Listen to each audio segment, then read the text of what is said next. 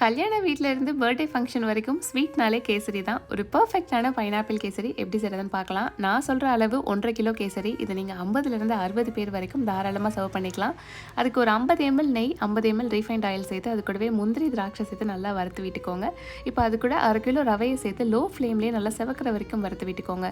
ஃப்ளேவருக்கு 4 ஏலக்காவையும் சேர்த்து நல்லா வறுத்து விட்டுட்டு 300 கிராம் அன்னாச்சி பழத்தை நல்லா பொடி பொடியாக கட் பண்ணி அதையும் அது கூட சேர்த்து நல்லா வறுத்து விட்டுக்கோங்க. இப்போது நல்லா வறுபட்டதும் அது கூட கொஞ்சம் வெதுவெதுப்பான தண்ணி சேர்த்துக்கோங்க. ரொம்ப சூடான தண்ணி சேர்த்திங்கன்னா உடனே உங்களுக்கு கட்டிப்பட்டுரும். வெதுவெதுப்பான தண்ணினா கரெக்டாக இருக்கும். அதில் ஒரு 3 கப் சேர்த்து கொஞ்சமாக ஃபுட் கலர், கொஞ்சமாக ஸ்வீட்டஸ் என்ஹான்ஸ் பண்ணுறதுக்காக உப்பு சேர்த்து நல்லா கலந்து விட்டுக்கோங்க. இப்போது 1/2 கிலோ ரவைக்கு 3/4 கிலோ சர்க்கரை கரெக்டாக இருக்கும். உங்களுக்கு இனிப்பு தூக்கலாக வேணும்னா 1 கிலோ சேர்த்துக்கோங்க. இப்போது இந்த ஸ்டேஜ் வந்ததுக்கப்புறம் அப்பப்போ கொஞ்சம் நெய் சேர்த்து நல்லா கலந்து விட்டுக்கோங்க. 1 1/2 கிலோ கேசரிக்கு 200 ml நெய் கரெக்டாக இருக்கும். ரீஃபைண்ட் ஆயிலும் சேர்த்துருக்கிறதுனால நமக்கு ஆறுன அப்புறம் கூட டெக்ஸ்சர் அப்படியே மெயின்டைன் ஆகும். கண்டிப்பாக ட்ரை பண்ணி பாருங்கள். டேஸ்ட் ரொம்ப சூப்பராக இருக்கும்.